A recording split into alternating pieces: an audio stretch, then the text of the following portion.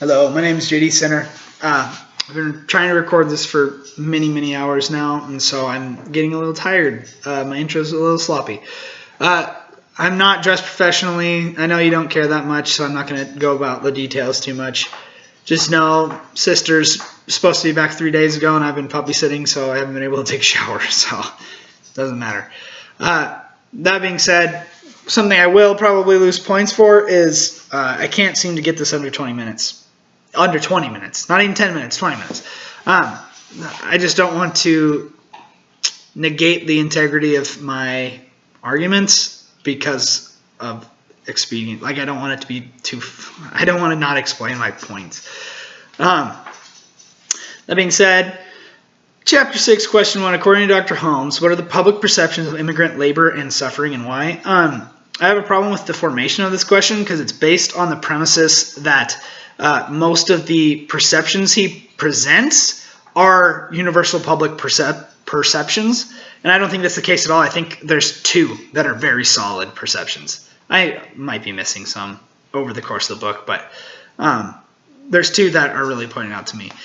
First one is the perception that migrant laborers are here to make money.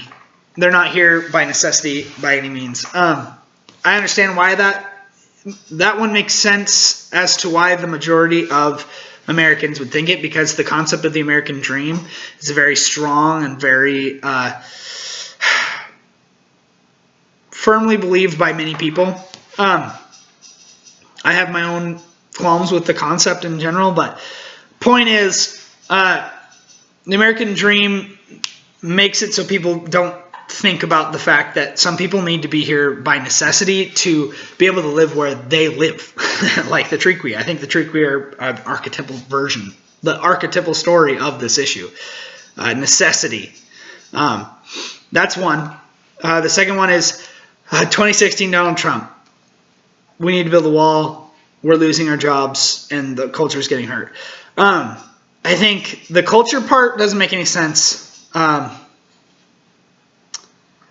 Culture part doesn't make any sense. For the last few decades, the U.S. has very proudly presented the diversity. I mean, right before Donald Trump was Barack Obama, was the first black president. It's like that just emphasizes how far we've come and are proud of diversity. The culture part doesn't make sense. I think it's a poor argument all around. The work part, I personally know multiple people, one whole family, 6 members of a family lost their jobs to migrant workers, and they worked on a farm, and they weren't willing to lose like $4 an hour that these migrant laborers didn't even bat an eye at whether or not they would work for it. So ignoring the concept entirely it's unfair. It's not fair to the people who have lost their jobs. It's as unfair to them to assume that they aren't losing jobs as it is to not give jobs to these people who are here by necessity. It's not quite the same, but it's close. That being said, I'm going to move on to the next one because I am tired of recording. Number 2, how have immigrant laborers addressed inequities in social structures and health disparities? The major example that I know of and can think of is the example of the section called The Strike and the Memo. After it was nearing the end of a harvest, and after a large handful of migrant workers were fired essentially for not reaching quota, there was also a pay cut to the people who were still working. I think it's weird that this isn't somewhat of a common occurrence on the Tanaka farm because just the nature of how berries in general operate. By the end of the season, there's a lot less and a lot smaller berries. It's just the way that they grow. So it's weird to me that this doesn't happen consistently. I think that doesn't help my argument at all, but I think that's something to think about. That it's weird. But after that, the entire migrant labor force went on strike. And I think it's interesting, as soon as the group did efficiently stand up for themselves, change was made. And I think that talks a lot about how useful it is to stand up for yourself and to stand up for your group and to stand up with your group, whatever your group is. That's a side note again. But with that, they got that pay increase. They actually managed, that's what the memo part is. The memo says that you can't make this pay cut and you also have to pay them more. Problem was the next year they lost that money. All the money that they fought for, they lost it. I do think it is sucky that it sucks that they lost that money after going through the process of a strike. But also, I have a personal example. I have been finishing concrete. I've been working with my dad building houses for 4 years now. I'm now good enough at finishing concrete that I am willing to ask for a raise for finish work. The thing that I see that I think is overseen by this argument is when I ask, can I get paid an extra whatever for this job? I don't expect to not have to ask for the next job. I would expect that I need to say, hey, don't forget, I would like to get paid a little bit more for this particular job. I think it is obviously different. And a strike means that there was legal precedent that went into the memo saying you can't pay these people less. But point is, that precedent was set. And so the odds of them getting that pay increase again after standing up for themselves again is exponentially higher than the odds of them getting it the first time. So I think that's an important point to think about. With that, the strike was the biggest example of these people standing up against the inequity. Question 3. How can we use anthropology methods to address the issues presented in this chapter? Participant observation is an interesting form of research where it is the most detailed research humanly possible. I think there's not a better way to get solid research other than to have individuals that do whatever you're studying write down everything they do by themselves, word for word exactly what they do. I think that's the only other way that you could get a more defined form of research. But problem is, it only looks at one sample size. You need to have, for any statistic to matter, you can't have one sample size. So what I think could be an effective way of using anthropological methods would be to look at many different, so get someone who's willing to be a participant observer in several, like many different migrant labor forces. The Triqui are an example, like the example of the Canadian migrant. Like, get someone who follows a group of people that are similar to the Canadian migrant, or like the Triqui migrant but from Canada. Or point is, get enough people to research this topic to see if it's a universal like a universal oppression of this archetype of people, because then you'll have enough statistical evidence to back up the claims that are stated in the ethnography. It's not useful to only have one sample. It's just not. It's not enough backup. It's not enough information. It's not enough meat on the bones. It's really hard to defend something that only has one personal story. It's why the danger of a single story, that applies in the opposite case as well. It isn't good to only have one view on this bad story, which is the Triqui people in this particular example.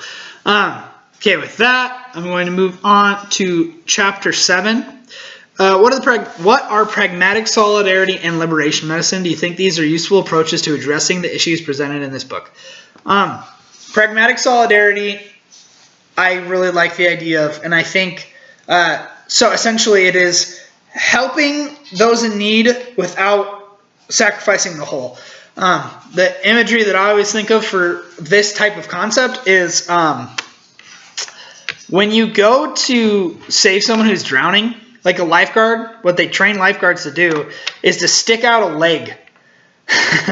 It sounds terrible, but stick out a leg, because if you just swim up to someone and put your arm around them and try and take them back to shore and they're still freaking out, you're both going to die. You don't want two people to die when only one person could technically die. And you definitely don't want two people to die when nobody could potentially die. Terrible, terrible trade. Why would you ever want that? Point is, pragmatic solidarity is the most logical concept I think is in this entire book. I think that it is the most useful and realistic. I definitely think that it's a useful approach to addressing these issues. I think that not killing your resources trying to help these people is the only way these people are going to ever be able to have some sort of stead in the U.S. for a reasonable amount of time. That being said, I'll just move on. I think it's useful. You could definitely apply it. Liberation medicine, I dislike the idea of wholeheartedly. I don't understand the exact definition, and I think it's very ambiguous, and I really dislike that. Just because I don't know what I'm arguing. Maybe my argument here is entirely wrong, but I'll explain what I understand it as. Essentially, I think it was Abellino. I might be entirely wrong, but it goes through this process of going to the doctor, and the doctor doesn't take into account his personal story and take into account the things that are particularly to his issues, like particularly tied to his issues, and it meant that he got treated poorly by the doctor. The reason why I don't like this concept is because it is extremely hard to train anyone to learn how to handle every situation. And so getting upset at a single doctor for not knowing how to handle a situation is nowhere near enough of a defense to make liberation medicine a concept that I would ever stand behind. I do believe that in concept, it is a great idea. No way could you ever argue that everybody caring about everybody wholeheartedly is a bad idea. You would be Satan if you ever disagreed. Problem is, not practical at all. It's too hard to train people to be able to handle every situation. And that's exactly what happens when you train a doctor to do this set prescribed way of doing something, which is a quote he talks about in the appendix that really, really bothered me. We'll talk about that in my reflection. You have to train people to be able to do things to a template somewhat. That's a very black and white way of looking at it, and it's not exactly accurate. But if this group gets fixed by this response, why would you assume that this group, this injury, this sickness, wouldn't get fixed by this response in most cases? If you're confused by the person's circumstances and this fix doesn't work, then you either alter it or you will send them to another doctor or whatever it would be. Someone who understands the situation better as to how to fix it. That did not happen in the Abellino case. I think that the problem was lack of communication, which I think 80% of the issues in the book are coming down to lack of communication. All that being said, so I don't blow my time too terribly, liberation medicine in concept, great idea. If you could get it to work functionally, do it. Do I have any idea how you would ever do that? No. I don't know if it is possible. I think it's pretty close to impossible to train people to be able to handle every situation. Increasing the web of communication, that is possible. That is something that could be a step in the right direction, and especially these places that are very poor, like like doctors who are in the very poor areas of cities, they are the least well-trained doctors. That's just how it functions. That's just how it goes. They get paid more for being more competent. The places that can pay more are the places that are bigger. It's just how it works. And it works efficiently that way. Moving on. I'm going to go to number 2. According to Dr. Holmes, how can we change the story of immigrant farm workers? I really, really liked the section that this question is referring to. I think he did a great job of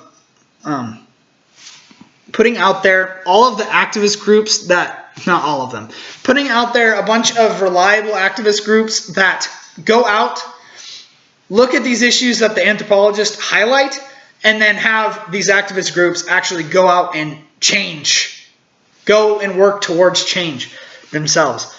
I always think of, I don't know what it would technically be called, but basically, artists, people who paint, will figure out some major concept before someone who writes music will. And then that person who writes music will finally understand what that artist wrote, or has been painting. And then someone who writes novels will understand what that musician was meaning as they're writing their novel, and they'll finally understand it. So, anthropologists are the people that shed the light. They are the people that show that this is a problem. The activist group is the next step that takes it into an area that is actually progressed. Hard concept to talk about. People might walk in. My sister finally just got home, thank God. Okay, and then in my reflection, there's one sentence that I wanted to highlight that basically summarizes exactly why I dislike this book in a lot of ways. Quote, my answer is usually a variation of first, read the ethnography, then think about whether the analysis makes sense or not. Unquote. The reason why I really very much dislike this is it doesn't take into account the scientific method. It doesn't have scientific integrity.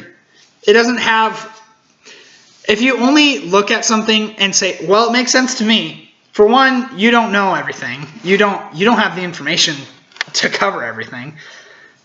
So your perception might be wrong.